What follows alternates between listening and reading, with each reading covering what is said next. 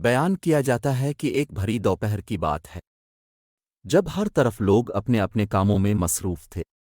ایسے میں مکہ کے بازار میں پکار ہوتی ہے، جسے سن کر لوگ کثیر تعداد میں ایک ہی سمت چل پڑتے ہیں۔ سب کو متوجہ کرنے کے لیے ڈھول بجایا جاتا ہے۔ یوں معلوم ہوتا ہے کہ جشن کا سماں ہے۔ لوگ رنگ برنگی جھنڈے ہاتھوں میں لیے چہروں پر شیطانی مسکراہٹوں کے ساتھ بے چینی سے تماشا دیکھنے کے منتظر تھے۔ کچھ لمحے بعد مجمع کی نظر ایک شخص پہ پڑتی ہے، جو زنجیروں میں جکڑ کر وہاں لایا جاتا ہے۔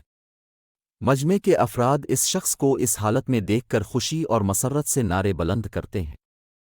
ظلم و بے بسی کا عجیب منظر تھا۔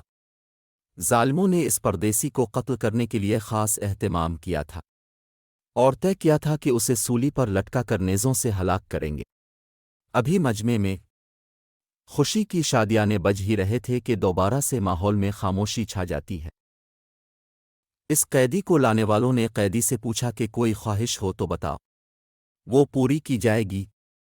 مجمع کے لوگ سوچ رہے تھے کہ شاید قیدی امان مانگے گا، شاید مال و دولت مانگے، مگر قیدی نے کہا کہ میری تو کوئی اور خواہش نہیں ہے، البتہ میں یہ چاہتا ہوں کہ 2 رکعت نماز پڑھنے کی مہلت دی جائے۔ قیدی کو مہلت مل جاتی ہے۔ قیدی وہیں پہ کپڑا بچھا کر قبلہ رخ ہو کر خشوع و خضوع کے ساتھ نماز کے لیے کھڑا ہو جاتا ہے اور اپنے رب کے ساتھ رجوع ہو جاتا ہے۔